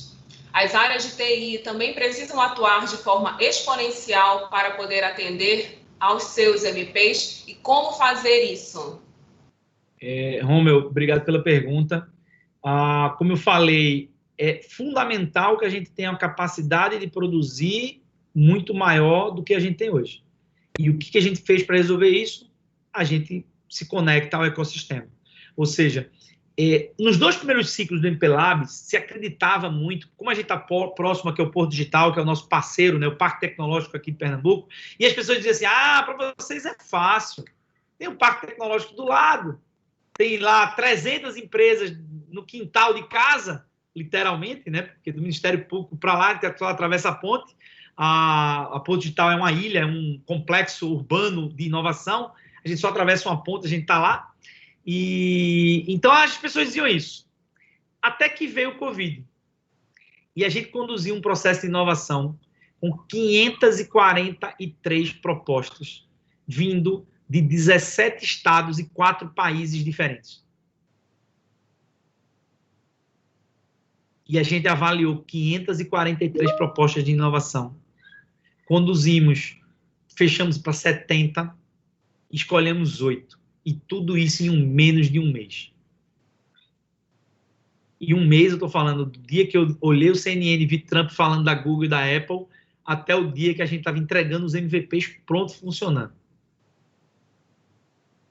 Então, assim, é possível sim, Romeu, ganhar escala. A gente teve no projeto do Covid, quiçá centenas de pessoas trabalhando simultaneamente, com as mesmas pessoas do MP Labs. Pelo contrário, até menos, porque tinha pessoas doentes, tinha pessoas com medo até de entrar na videoconferência, não sei o quê. A gente, com meia dúzia de pessoas do MP Labs, a gente produziu uma revolução na construção de soluções, conduzindo um projeto de transformação da Secretaria de Saúde à distância. Então, é possível, sim. Agora, a gente precisa ter ferramentas, e a ferramenta aí, não estou falando de uma ferramenta tecnológica, a gente está precisando de um método, de um processo, de uma plataforma de trabalho, de uma forma de pensar diferente e de ousadia. Porque eu me lembro que na segunda-feira, no domingo à noite, a gente tinha conseguido 1 milhão do secretário de saúde. Aí na segunda-feira de manhã a gente liga para o procurador-geral e diz assim: procurador, nós vamos fazer um ciclo do Covid. Ele, como assim? E a gente já conseguiu 1 milhão do governador. Ele disse: espera aí, pô, eu vou ter uma reunião com o governador 10 horas da manhã, deixa eu conversar com ele para saber se isso é certo mesmo. Porque depois a gente lança esse negócio e não tem 1 milhão dele, como é que a gente vai botar 1 milhão em plena Covid do orçamento do Ministério Público? Nem ele acreditou que num final de semana a gente foi capaz de articular governo do Estado, agente, promotores, não sei o quê, fazer um monte de reunião. A gente produziu. Veja, eu trabalhei o equivalente a 9 meses de trabalho. 9 meses, em termos de horas. Esse é meu exemplo. Em 3 meses no Ministério Público. Em 2 meses e meio. Em 2 meses e meio, do dia 13 de março até meados de maio, eu trabalhei o equivalente a 9 meses. Então, era insano. 18 horas por dia. Muitas vezes. De domingo a domingo. Domingo, 2 horas da manhã para segunda-feira, a gente estava em reunião com promotor, com não sei quem, com não sei quem, com não sei quem, com não sei o quê, com gente de outros estados, avaliando, resolvendo, tomando decisão. O Covid exigia isso, né? Mudou a realidade da velocidade da gente. Então, eu posso dizer a vocês, é possível, desde que você tenha os instrumentos corretos. E esses instrumentos exigem coragem, né? Porque você vai ter que assinar aquela OS. Que o ministro teve que assinar, que o cara da Fiocruz teve que assinar, que o cara do secretário de São Paulo teve que assinar. Você vai ter que assinar. Talvez não seja de 300 milhões. Talvez seja que nem a gente, é de 5 milhões e 250 mil, que o procurador-geral teve que assinar 2 anos e meio atrás para contratar, para disponibilizar recurso para a gente trabalhar em inovação. 3 anos de inovação. E a gente nem gastou tudo. Professor, mais uma pergunta. E aí ela vai muito no campo do ser humano mesmo, na interface do usuário, porque o direito, e o Ministério Público não está distante disso, muito pelo contrário, é uma das áreas do conhecimento, uma das áreas da atuação que mais demorou para incorporar o uso da tecnologia. Até recentemente, nós tínhamos ainda processos físicos, né? Então, eu lhe pergunto, como foi trabalhar a cabeça do usuário, a cabeça dos membros, do mais novo ao mais antigo, mais experiente da instituição, para receber todo esse arcabouço tecnológico, né? Talvez esse tenha sido o maior desafio, eu vejo assim, se não o maior, mas um dos maiores, porque é uma mudança muito grande de paradigma na atuação. Para quem está acostumado com a tecnologia, a coisa acontece mais naturalmente. Mas nós temos que respeitar o tempo das pessoas, mas ao mesmo tempo precisamos entender que é uma realidade e que nós precisamos avançar nela, em prol da sociedade, em prol do nosso trabalho. Eu acho que, doutora Cristiane, eu acho que a gente tem 2 análises nessa sua pergunta. Se não existisse o Covid, eu talvez aqui estivesse respondendo uma outra coisa. Por que eu estou falando isso? Porque todas aquelas pessoas que antes do Covid não conseguiam pegar um celular e abrir uma videoconferência como essa, tiveram que aprender. E foi a fórceps. Alguns não conseguiram se adaptar, mas a minoria. Então, falar hoje para as pessoas, eu vejo promotores, promotoras, que estão numa outra geração, né, com 60, com mais de 60 anos de idade.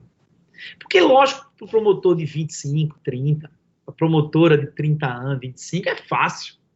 Ela nasceu nesse mundo. Ela viveu esse mundo desde sempre, né? Mas para aquela pessoa acima de 45 anos, hoje, é mais difícil.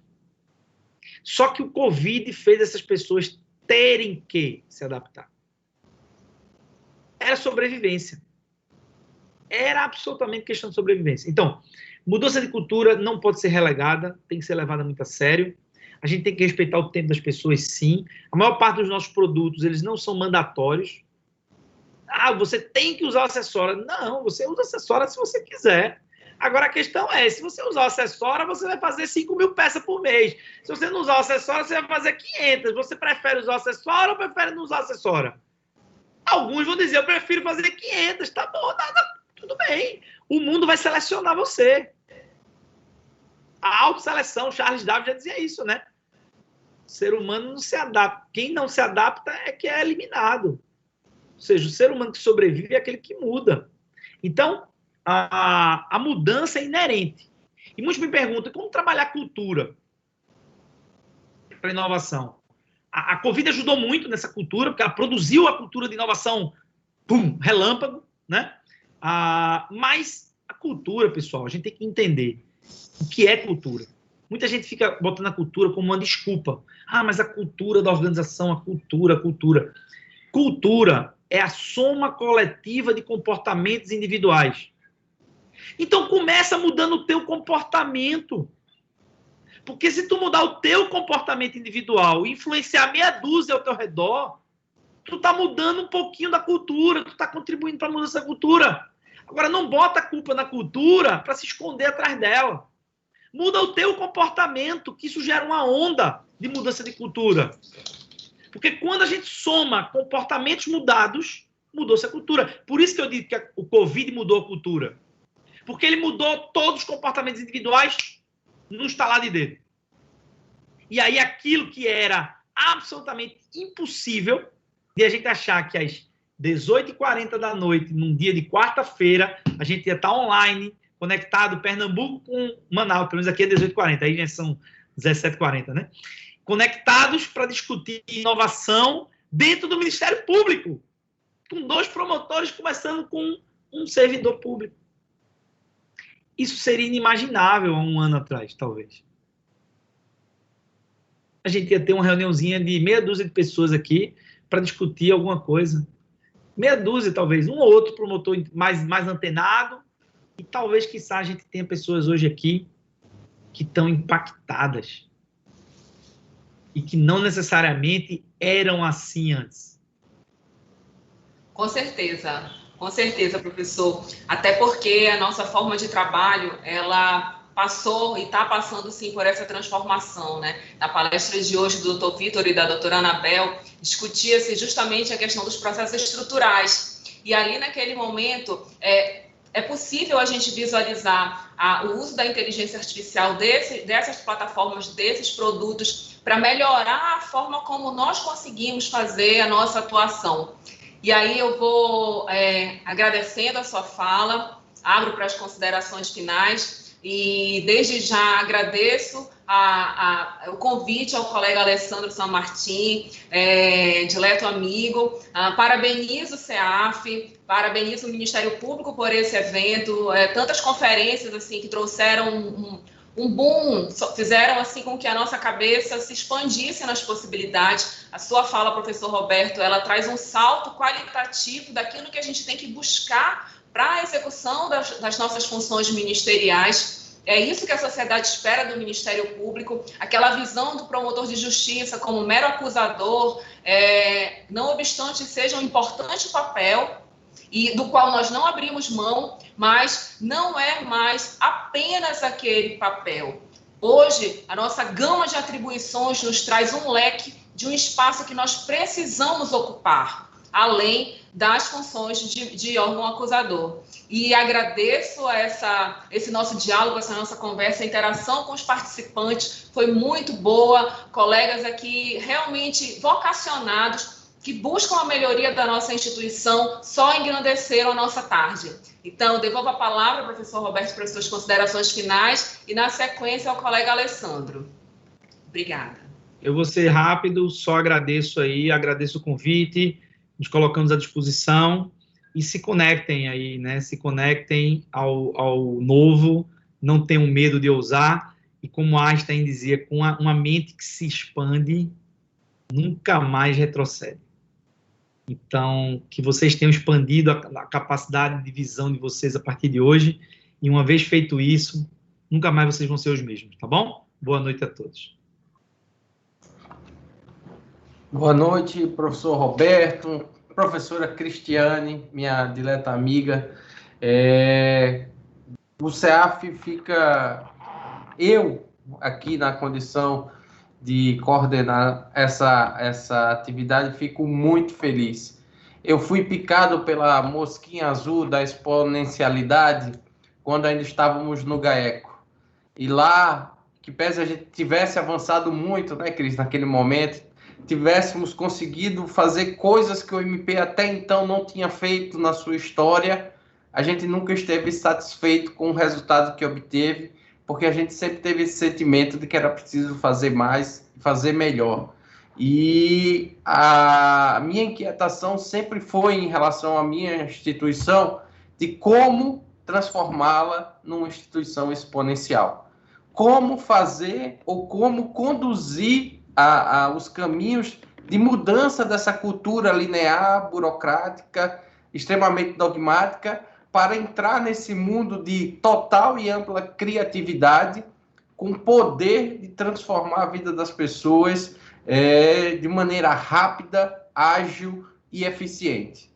E, por circunstâncias do destino, acabei vindo para o CEAF. E aqui eu entendo que estou no lugar em que eu posso mais contribuir para que essa mudança de cultura que o professor Roberto destacou aconteça. Vamos conseguir mudar toda a cultura da instituição? Não, mas vamos somar as pequenas gotinhas desse oceano para ver se a gente cria um rio negro de mudanças no futuro. E eu fico muito feliz porque nas palestras de hoje, de todos os dias desse evento, a gente tem tido uma grande audiência, o que demonstra não só a importância dos temas, mas também a grande capacidade que os palestrantes têm de despertar curiosidade. Então, eu agradeço muito e vou passar nesse momento, que é uma obra minha, que resultado da minha dissertação do mestrado, para sorteio dentre os palestrantes, entre os participantes, que é uma forma de dizer que o CEAF agradece a presença e fortaleceu o compromisso da busca por essa inovação, da busca pelo aprimoramento. Nós temos aqui, dentre os participantes, 18 membros recém-ingressos na carreira. Estamos remodelando completamente o nosso curso de formação e vitaliciamento, exatamente para conectar esse novo mindset do MP 5.0 com os membros que entram na carreira, e também todos que quiserem participar serão muito bem-vindos. Então, muitíssimo obrigado, professor Roberto. Aprendi muito, saio daqui zonzo de felicidade, porque é um mundo novo que se abre e são oportunidades que nos permitem pensar no MP completamente diferente e transformador. Então vamos já, Matheus. Vamos ver quem foi o sorteado ou a sorteada.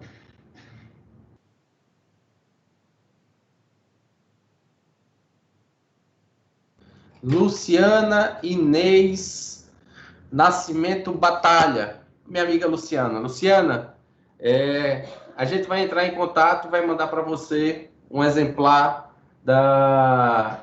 sobre democracia, desenvolvimento e voto livre, o avanço, o aprimoramento do desenvolvimento democrático nas eleições municipais do Amazonas.